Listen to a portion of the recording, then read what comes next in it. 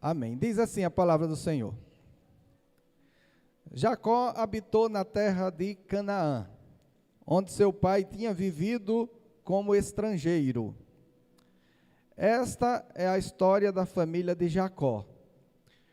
Quando José tinha 17 anos, pastoreava os rebanhos com seus irmãos, ajudava os filhos de Bila e os filhos de Zilpa, mulheres de seu pai, e contava ao pai a má fama deles. Ora, Israel gostava mais de José do que de qualquer outro filho, porque lhe havia nascido em sua velhice. Por isso, mandou fazer para ele uma túnica longa. Quando os seus irmãos viram que o pai gostava mais dele do que de qualquer outro filho, odiaram-no e não conseguiam falar com ele amigavelmente. Certa vez, José teve um sonho, e quando contou a seus irmãos, eles passaram a odiá-lo ainda mais. Ouçam o sonho que tive, disse-lhes. Estávamos amarrando os feixes de trigo no campo, quando o meu feixe se levantou, ficou em pé, e os seus feixes se ajuntaram ao redor do meu, e se curvaram diante dele.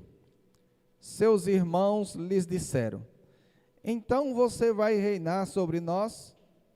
Quer dizer que você vai nos governar?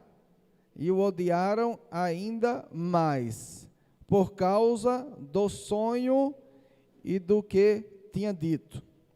Depois teve outro sonho, e o contou aos seus irmãos. Tive outro sonho, e desta vez o sol, a lua e 11 estrelas se curvaram diante de mim. Quando o contou ao pai e aos irmãos, o pai o repreendeu e lhe disse: que sonho foi esse que você teve? Será que eu, sua mãe e seus irmãos viremos a nos curvar até o chão diante de você? Assim, seus irmãos tiveram ciúmes dele. O pai, no entanto, refletia naquilo. Oremos.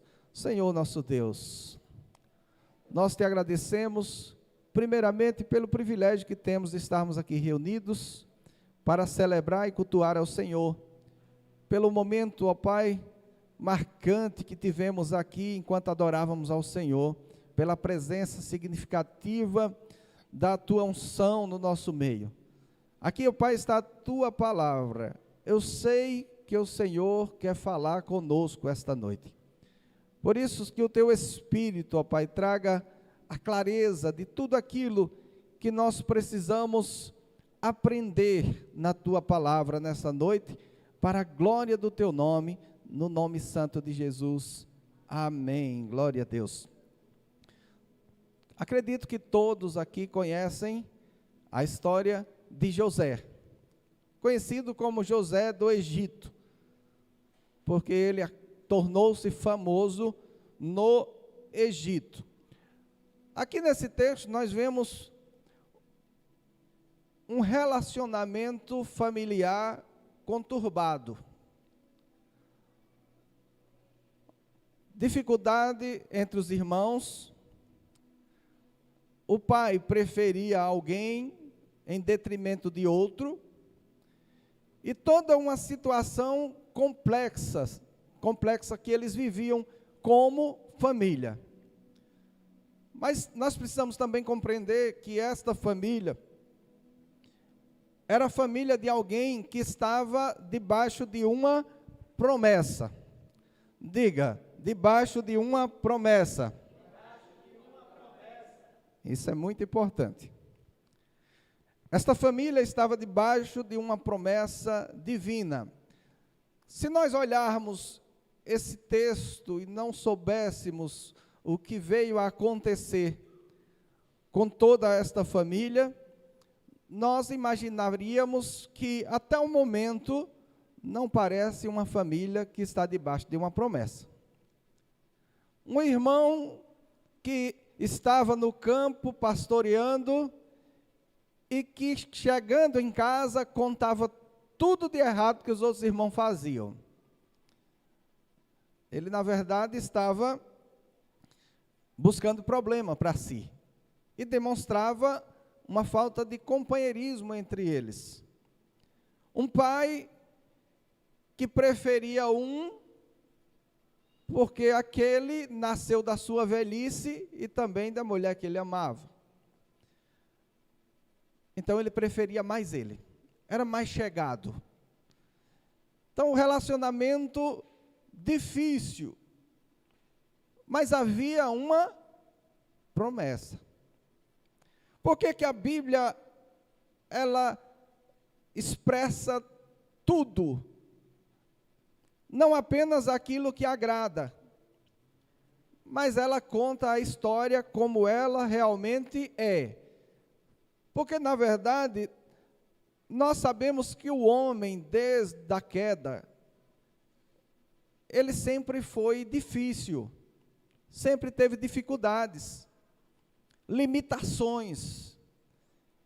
E a Bíblia faz questão de deixar claro estas limitações humanas, para demonstrar para mim e para você, que tudo o que aconteceu na vida desses grandes homens de Deus, não tem a ver com eles, mas tem a ver com Deus. É o que Deus fez na vida deles. Isso faz com que nós olhemos para nós mesmos, para as nossas limitações, e vejamos que, independente das nossas limitações, aquilo que Deus prometeu, Ele vai cumprir, porque é Ele que está nos moldando. José passou a ter sonhos, mesmo nesse contexto, ou seja, Deus havia falado lá para Abraão, antes de Abraão morrer, que faria dele uma grande nação. Mas Deus também havia falado a Abraão que este povo, eles tornariam-se rebeldes e que passariam 430 anos escravos. Deus falou para Abraão, enquanto era apenas algumas almas. Deus disse, olha, a sua descendência vai ser muito numerosa, mas ela também vai me desonrar, e vai passar um período de 430 anos, aproximadamente, escravo. Antes do povo existir, Deus já sabia tudo o que iria acontecer e qual seria o comportamento deles durante todo o tempo. Então, o povo realmente se tornou como Deus havia falado. Não porque Deus decretou que fosse assim, mas o nosso Deus é onisciente e onipresente. Ele sabe todas as coisas, conhece tudo e está à frente e atrás. Ele está em todo o tempo, ele sabe tudo. Então ele fala para Abraão que isso ia acontecer. O povo aqui, esta família, era descendente de Abraão. Abraão, Isaac, agora está em Jacó. Eles estão crescendo, estão desenvolvendo, mas eles não estão num padrão que Deus deseja. Então, Jacó, apesar da promessa que ele tinha de Deus sobre a vida dele, ele não estava conseguindo desenvolver uma criação de filhos que poderiam ser estes homens que podiam desenvolver esta promessa de Deus sobre a vida deles. Então Deus começa a dar sonhos para José e revelar o projeto dele para a vida deste jovem. Mas, queridos, Deus não está revelando o projeto que ele tem para José apenas. Ele está revelando o projeto que ele tem para aquela família. Porque eles eram filhos de uma promessa. promessa que havia sido feita a Abraão, a Isaque e também a Jacó.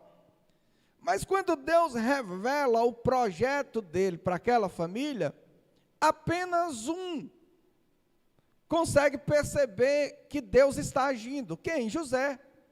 Os irmãos, vendo que Deus estava falando com José, em vez deles entenderem que Deus em José estava começando a cumprir a promessa que tinha sobre o seu pai, eles rejeitaram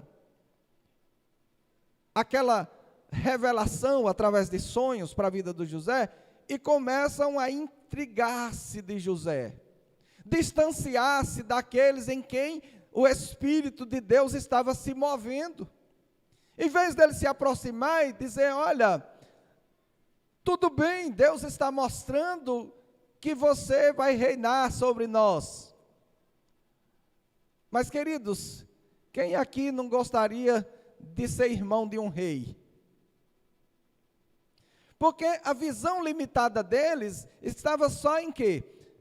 Ele vai ser maior que eu.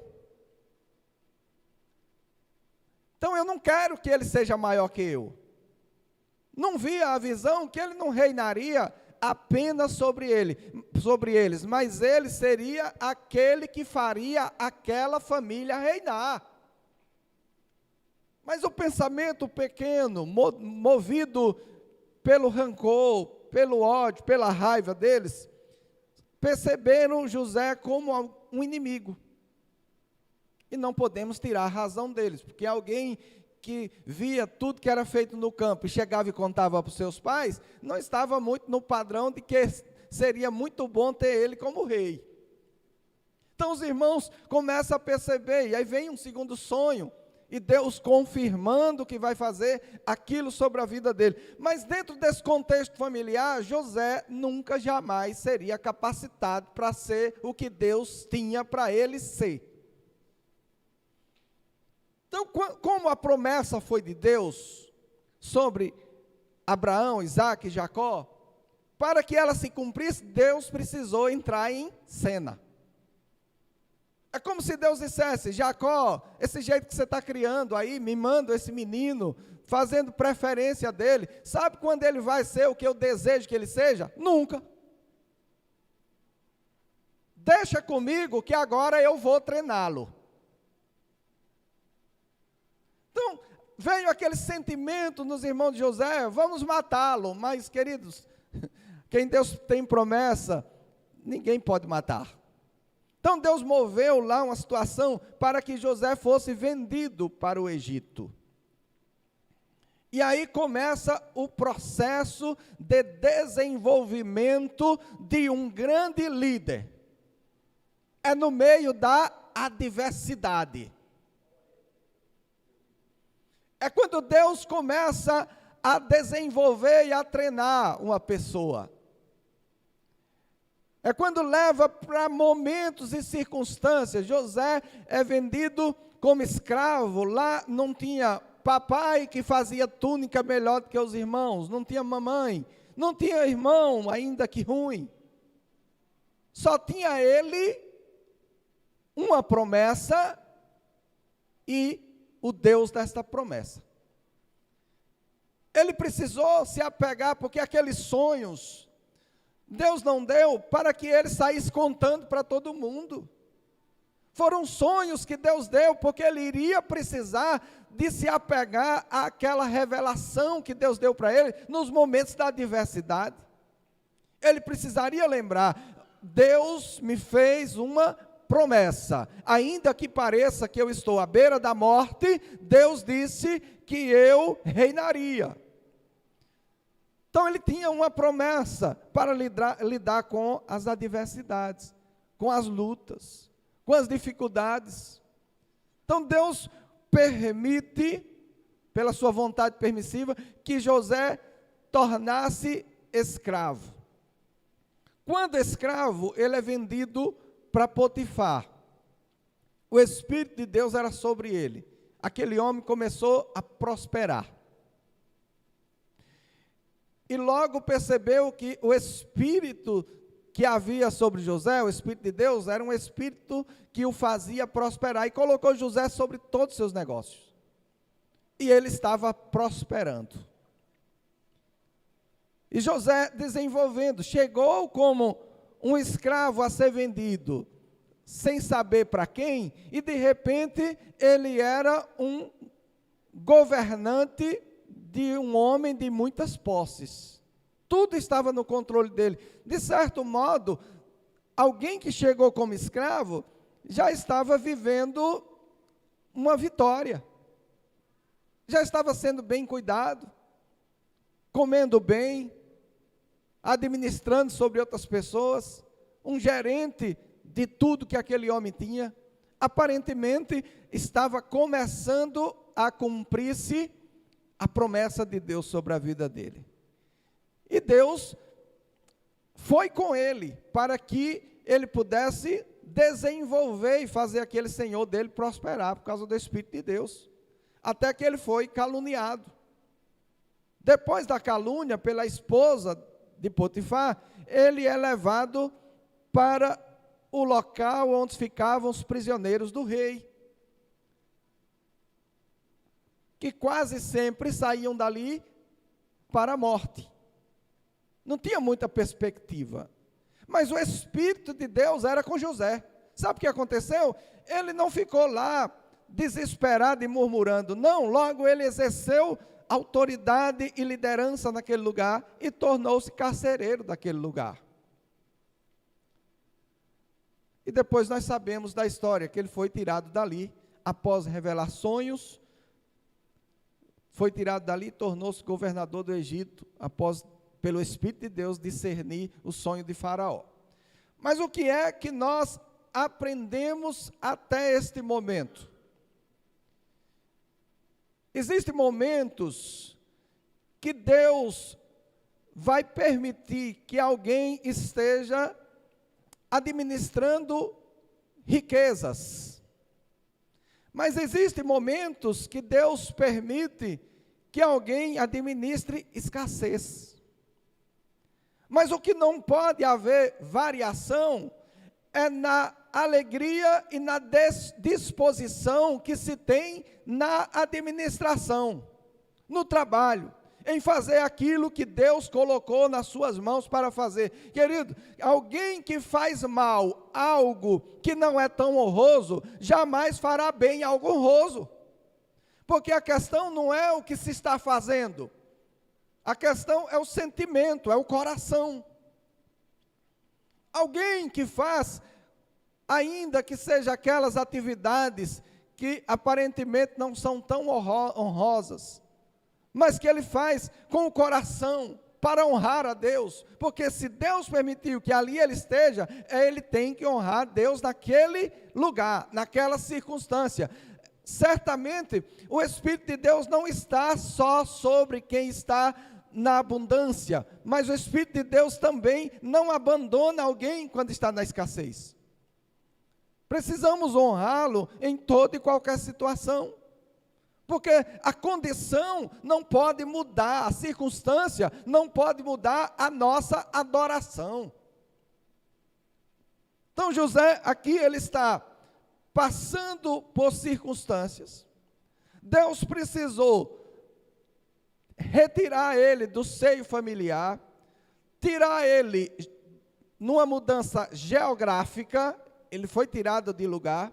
E quando nós somos retirados, digo nós porque eu já fui retirado de locais, não sou pernambucano, mas aqui estou.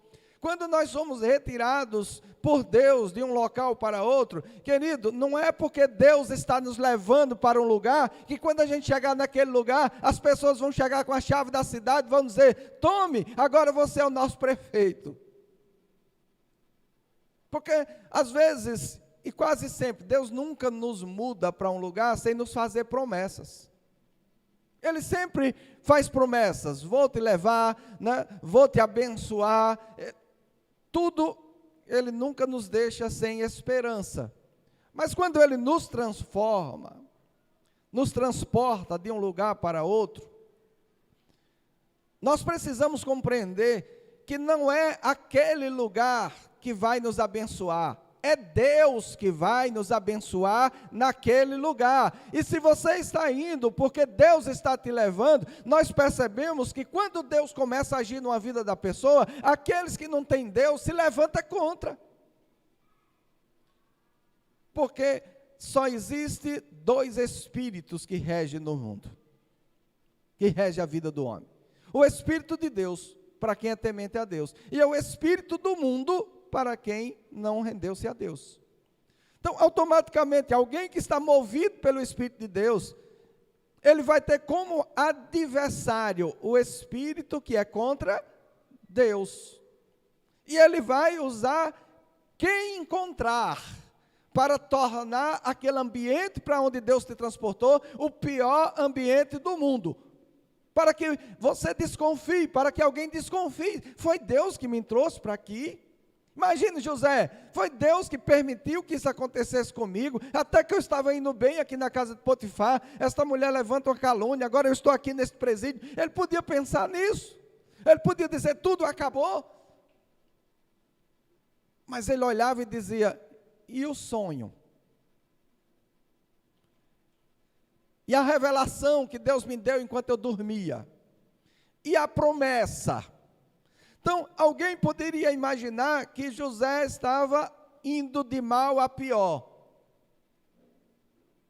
E Deus estava dizendo, ele está exatamente no lugar que ele precisa estar para tornar-se o que ele precisa ser.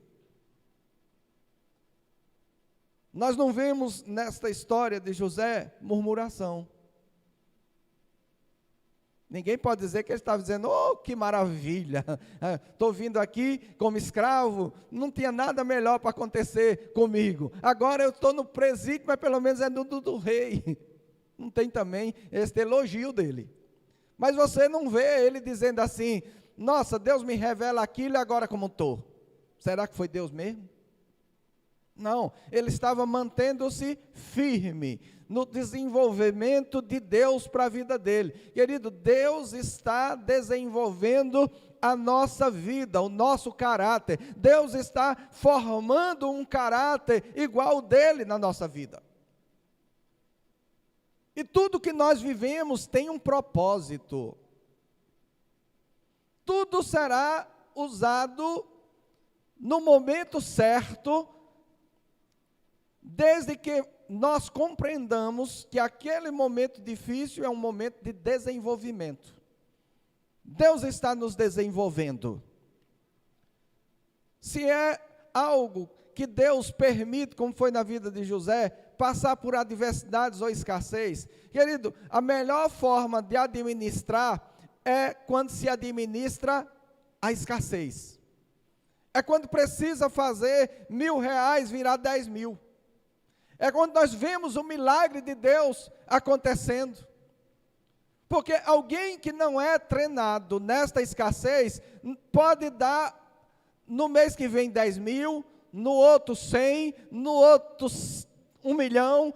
Queridos, vai colocar dinheiro na mão e a pessoa vai continuar devendo a mesma quantidade proporcional que devia. Quando tinha 1.000 por mês, devia 10. Quando tem 100, deve 1 milhão. Quando tem 1 milhão, deve 10 milhões. Porque se não desenvolver na administração do pouco, o muito será uma maldição. Porque vai levar para dívidas maiores. Então nós precisamos desenvolver dentro da condição que Deus está nos conduzindo.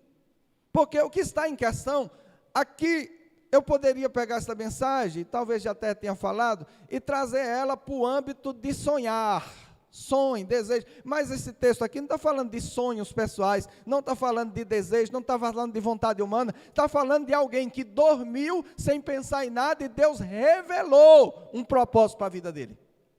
Então não era algo que José estava atrás, para realizar meu sonho, eu tenho que buscar Deus para realizar meu sonho. Não, era Deus que estava impondo ou colocando em José um sonho, um propósito. Queridos, Deus não nos chamou para viver realizando sonhos particulares. Deus nos chamou para realizarmos propósitos. Sonhos particulares podem tornar a pessoa soberba, mas propósito de Deus torna a pessoa alguém que serve. Uma coisa é alguém dizer, olha, eu sonho, eu desejo ter um salário de 1 milhão por mês. E pode ser até que aconteça, né? Mas se não tem propósito, aquilo vai trazer mais complicação do que alegria. Você vai encontrar, tem pessoas que estão imaginando, olha, se eu ganhasse X por mês, se eu pudesse fazer um cruzeiro, se eu pudesse ter um iate particular, eu seria uma pessoa muito feliz. Não é o que vemos. Nós vemos pessoas que têm iates, eu estava vendo a reportagem, iates de 12 milhões, e tomando antidepressivo para dormir. Então o iate não resolveu.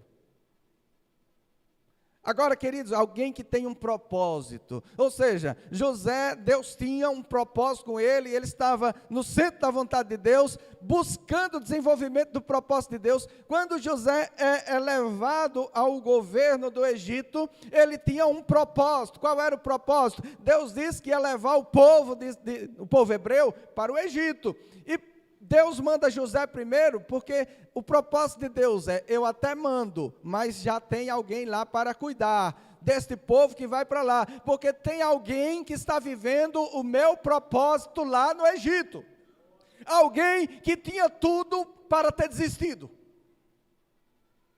mas permaneceu firme. Então, quando o povo é levado para lá, ou seja, a família de Jacó, por causa de uma grande fome, e aqui nós temos um entendimento, queridos, nós não sabemos o que iremos passar amanhã, só Deus sabe, e a quem Ele desejar revelar. Mas Deus nunca será pego de surpresa. Saiba, aquilo que nós vamos passar amanhã, Deus já proveu lá na frente.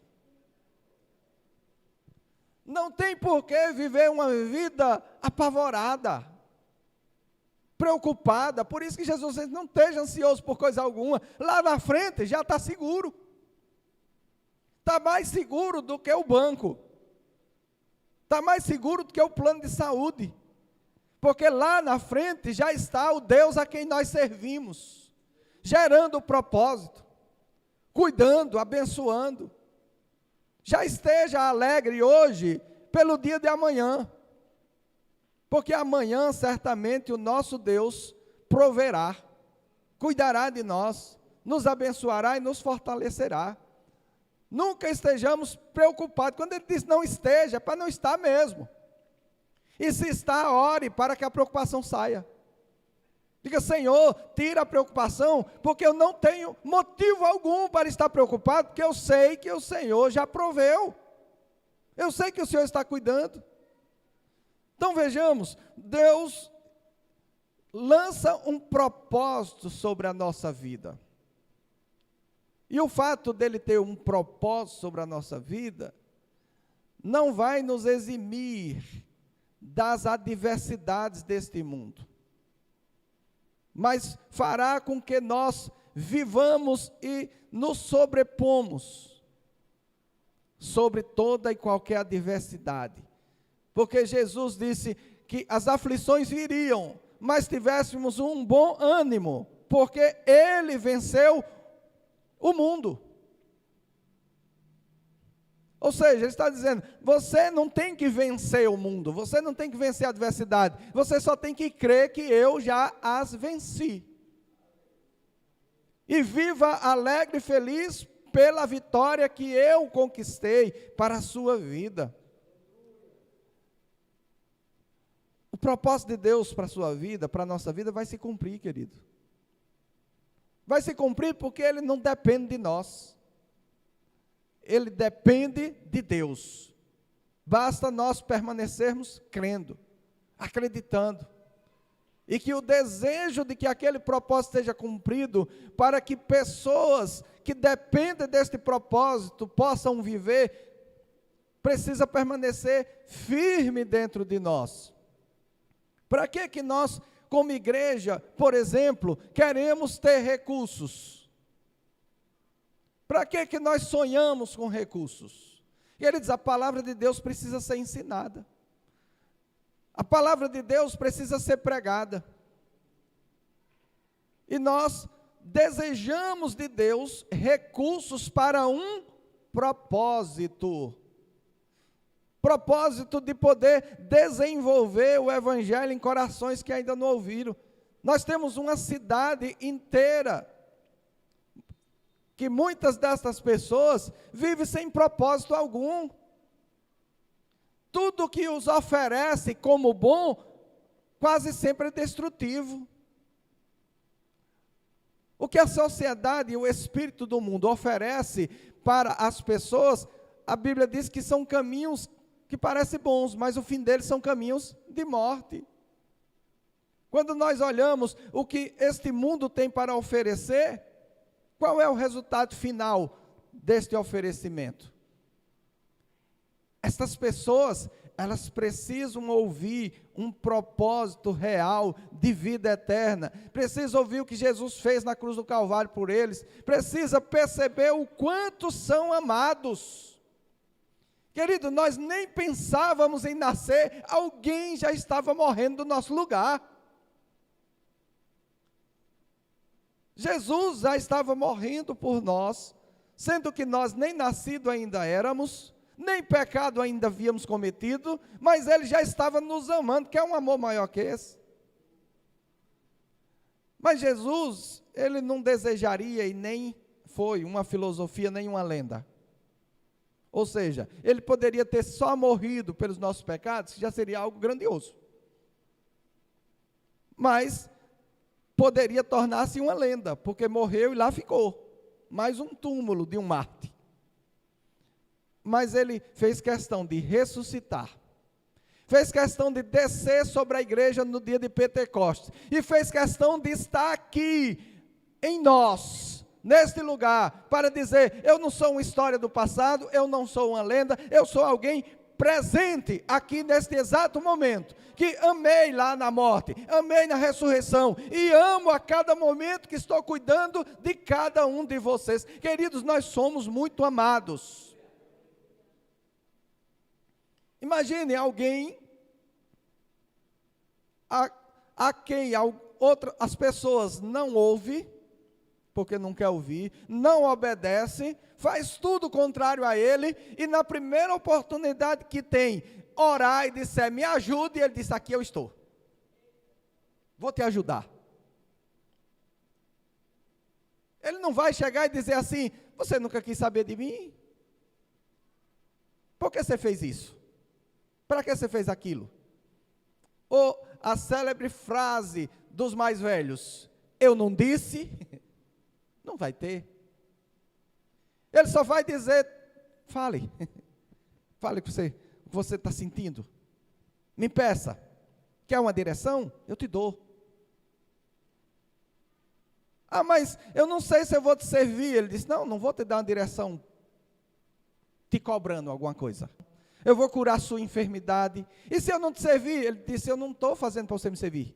Eu estou fazendo para você ver o quanto eu te amo. Ninguém precisará nem será cobrado a servir Jesus por um favor que Ele fez. Mas todos que sentem o amor de Jesus não conseguem fazer outra coisa a não ser estar em comunhão com Ele. Então, compreendamos, Deus tem um propósito para a nossa vida, Ele vai cumprir este propósito, e este propósito vai abençoar outras pessoas, que assim como nós anteriormente, estava vivendo sem propósito. Queridos, um propósito é tudo que nós precisamos para ter uma vida completa e feliz. Um propósito dado por Deus, nos faz vivenciar todo e qualquer momento, os melhores e os piores, com alegria, porque tem um propósito. Nada é sem um propósito. Aquele problema tem um propósito, aquela enfermidade tem um propósito, aquela riqueza que chegou tem um propósito, aquela cura tem um propósito. Tudo tem um propósito de Deus na nossa vida, tudo. E quando nós vivemos dessa forma, vivemos diferente, porque sabemos que aquilo não é Deus que está causando na gente, É um propósito que ele está permitindo. E que o inimigo às vezes pensa assim como os irmãos de José, disse, vencemos, vendemos como escravo, estamos livres dele. E graças a Deus para eles que eles não venceram, porque quando a fome bateu, quando a morte bateu na porta dele, quem estava lá? Aqueles que se ele tivesse vencido ele, eles morreriam também. Mas eles fracassaram, não mataram José. E porque eles fracassaram, eles foram abençoados. Porque José estava lá, ele não olhou para aqueles irmãos dizendo, seus miseráveis, tentaram me matar, agora vocês vão ver. Ele disse, não, eu bem sei que Deus que fez tudo isso, Deus tinha um propósito, porque Deus já estava vendo essa situação, e me levou, me trouxe, permitiu que vocês me vendessem, permitiu tudo isso, para que hoje eu fosse o que sou, para poder receber o povo de Deus, e com o propósito de Deus, colocar eles na terra de Gósen, ou seja, a melhor terra do Egito. Então o propósito protege nosso coração. Quem tem um propósito, tem o seu coração guardado. Amém? Glória a Deus. Eu vou passar a palavra para o pastor Sam, rapidamente, ele vai trazer um momento para nós fazermos uma oração. Hoje nós queremos impor as mãos sobre a vida de todos aqueles que desejar, para que uma unção nova venha sobre a sua vida, para a glória do nome de Jesus.